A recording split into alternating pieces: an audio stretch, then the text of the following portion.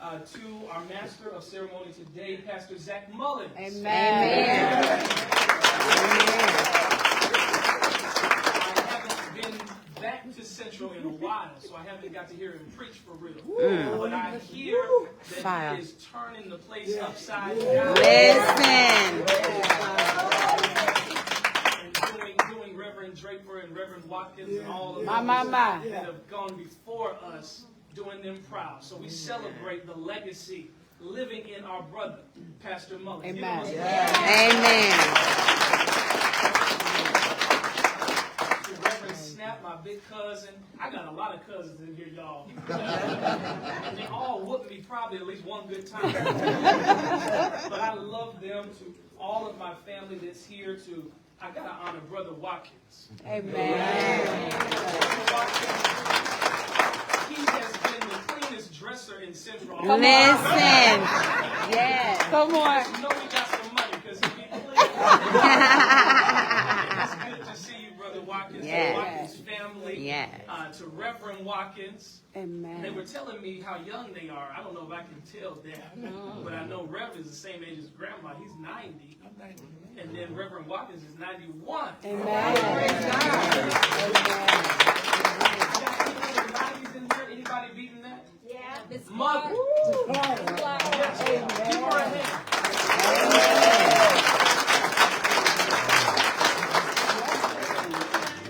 And my mother is here. If you'll give it up for my mom. Amen. Yes. Amen. Nobody believes that she's her because she looks so young. Yeah. That's her. I say, that's not my girlfriend. She raised me.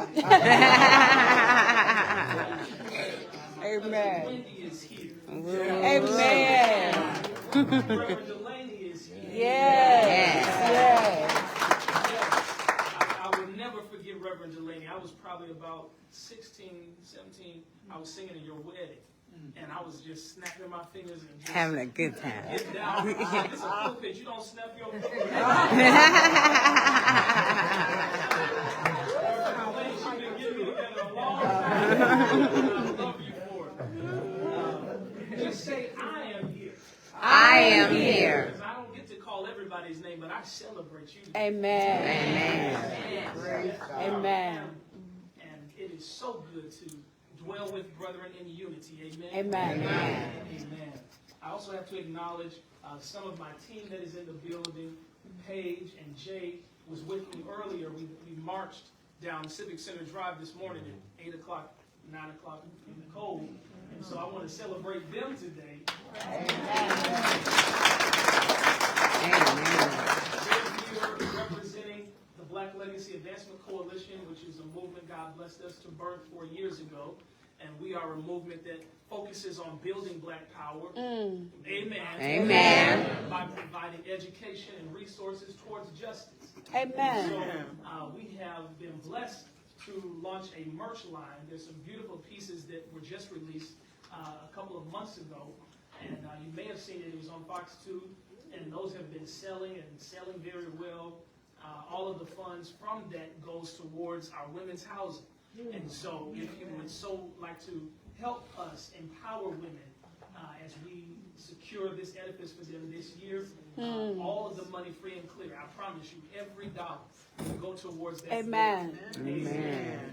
Well, with that, let's get on to it because it's time to eat. All right. Amen. I'm going to be brief. I'm going to cut this. I don't know how, but I'm going to cut it down. That's all right. Today we remember a hero, a world changer, a global voice, a shaper of history, and one that changed the temperature of the modern world as we know it. Today, Dr. King's work is most easily traced back to his contributions made to civil rights through collective protest and reform. But his leadership and his legacy is so much more than that. From law to education to economics to philosophy, the vastness of his reach can still be felt today in the vibrations of life that he left behind on us, a mark on our lives. He was a multi-dimensional thinker. Somebody say think. Think. If you can think yourself out of a problem, My you're God. almost there. Yeah. Say that. Yeah. Transformative legislative impact has lasting proof. And that's something that we wrestle with today. Everybody wants to post it. Everybody wants to show it. But can you prove it? If you can be what you're talking about, I can rock with you. But if you can't prove it, we got some work yet to do. His impact is felt 60 years later. Some of the young folks coming along today may not know this, but the Voters' Rights Act and the Civil Rights Act forged in the 60s, those secured freedoms for us in this country, black folks, and they crafted the future for us to be able to legislate our victory.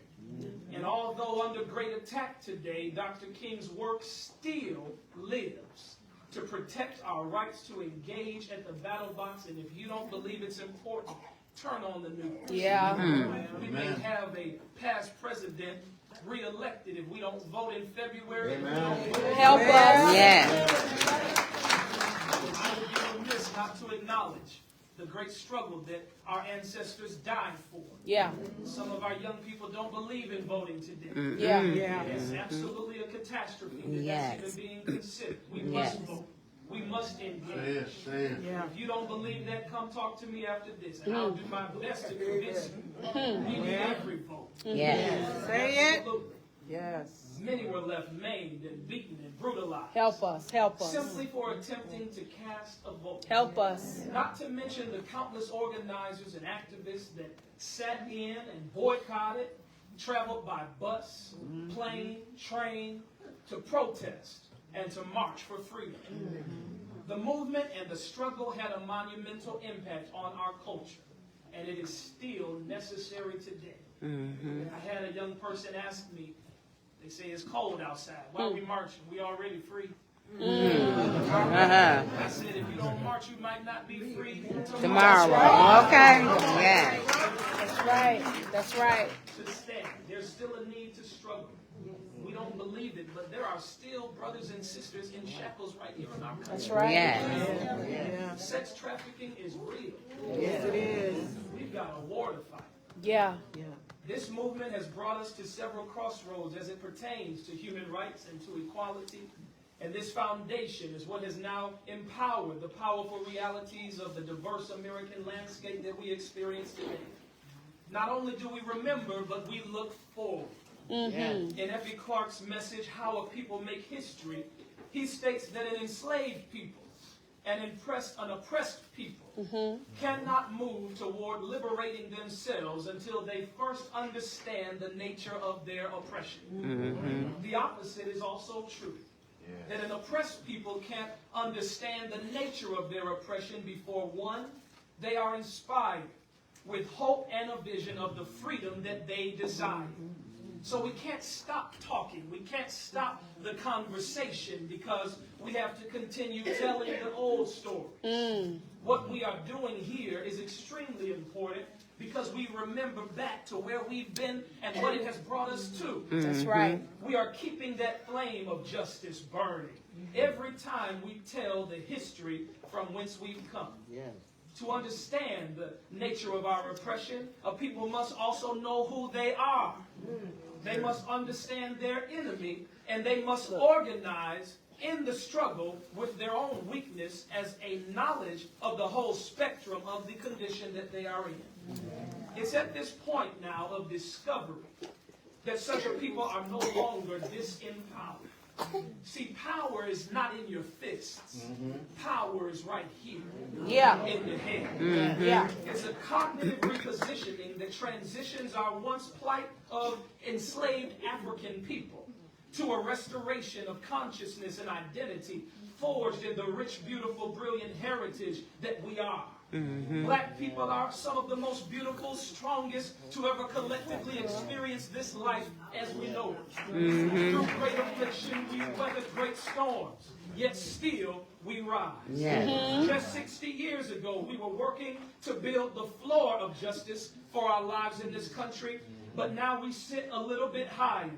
Atop now of a foundation of equality, we work to experience some forms of equity that we are due. What was once ground floor has become walls and halls and furnished rooms as we work to build our economic house. Yes. With black billionaires today and millionaires. Somebody said, how could that ever be possible? But we think of it now, we have to look a little deeper. Because it becomes an illusion. Cast to possibly imagine that all of black America has been given its due. And it's not so. There's still room to climb. The black-white wealth gap today still reflects wealth inequality. Over the past 30 years, the median wealth of white households has consequently dwarfed that of black households by hundreds of thousands of dollars. Yeah. In 2020, white households, who account for 60% of the population, held 84% of the total wealth in this country. Comparatively, black households, who account for 13.4% of the population, held just 4% of the wealth. Somebody say that's a problem. That's a problem. Although black Americans have accumulated more wealth in recent years, their median net worth lags far behind that of white America. The net worth of black households in 2022 was $44,900, according to the Federal Reserve. That's up 61% since 2019. Those PPPs were good to some of us. Okay. Even with these gains, black wealth remains only a fraction of white households. Their median wealth is $285,000 as of 2020. Asian Americans had the highest net worth at $536,000 per household, 10 times the wealth of black Americans. Lord help. The racial wealth gap, is still vast, and we as black America remain in last place. Why do I bring this up today? Because Dr. King from a Birmingham jail taught us that injustice anywhere is a threat to justice everywhere. We are caught in an inescapable network of mutuality, tied in a single garment of mutual destiny. That's right. And whatever affects one directly affects all indirectly. If our money ain't right, our access in this life is cut short. That's right. If our money ain't right, our health won't be right. That's right. If our money ain't right, our mind and our mental health won't be right. Ecclesiastes 7:12 declares that money is a defense. We are no longer in a space of time that requires us to fight slave masters fist to fist for our freedom. Thank God. Yeah. That was Nat Turner's fight. That was Sojourner's That's fight. right. That was Harriet's fight. That was Frederick's fight. But now our fight is in the bank ledger. Our fight is in the checkbook. Yeah. Our fight is in the bank account. Yeah. Until the economic gap is closed for black America, we will continue to be left exposed, as once we were by the violence of chattel slavery in this very country. The battle continues, but different weapons are being formed against us now. Yes. The weapons have been formed, but they will not prosper. All right. Our economy is how we measure our evolution and our progress as people. As long as black America remains at the bottom of the value totem pole, economic justice is not a reality. King was a diplomat, a change agent, a disruptor, to some a nuisance, to the illusion of white superiority. In no way was his legacy meant to be monolithic. Born from an inherently imparted awareness to struggle, he was raised by Daddy King in Alberta, knowing the challenges of having less than what they needed. To understand King's orientation to justice, you have to look carefully at the roads that he traveled. What were the roads of his forefathers? Daddy King was raised by Jim and Delia King. Jim born just 1 year before the end of slavery. They lived in Stockbridge, Georgia, just a town over from the good old town where our people were from, the Cooks there in Georgia. During the Jim Crow era of severe limitation and injustice, scourged by the bruteness of slavery's lingering shame, sifted by the economic pressures held by emancipation's retained injustice. Freedom's rewards were still nowhere in sight for this emerging black man, Jim King, and his family.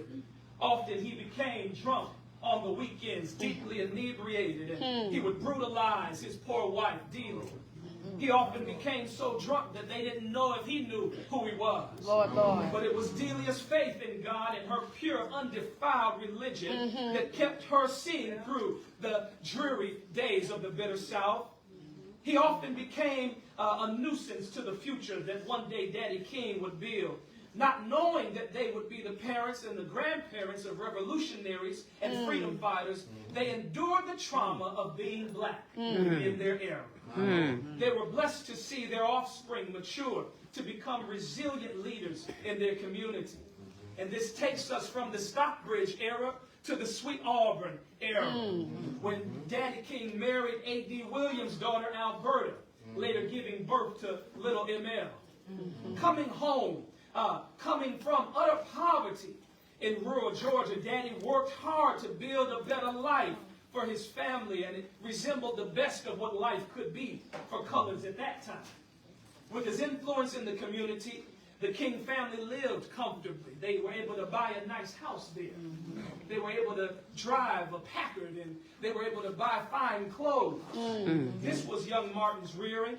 He spoke, though, even in those days, as a young boy, being aware of the difference between his life and the plight of the poor just blocks away. Many were the survivors of the Great Depression, still living in utter poverty. But they maintained relationship with the poor, often sharing what they had with those in need. I have to submit to us, sometimes we forget. We forget in our privilege as black folks that there are some of us that have not made it thus far. And so we have to look back at the foundation stones of a culture of connectedness to the least of these, staying with those even when we rise in prominence, and making sure that we are connected. The clarity that Dr. King carried to awareness to his mission remains center stage in his personal struggle for justice. Economic justice, you may say, why are you talking about that today? Well, economic justice is not about the gold bars and the houses and cars. It's about power. It's about moving us, a people who have been torn from our native soil, destroyed physically, damaged socially, emotionally, and financially, systemically disempowered for generations. Strategically, now it is time to restore our power. We are rebuilding from the collective ruins left from the darkest, deepest sustained slavery, mutilation, and degradation that any one group has ever faced. Having triumphed over centuries of injustice, of plunder and pain, today we are the shapers of our own destinies. We aren't waiting on permission anymore. We've taken that power. Yes, we are. We are now a bold people. We are a brave people. We are brilliant beyond belief. Malcolm and Martin are more than arguably the two most prominent faces of our movement. Affectionately coined the sword and the shield.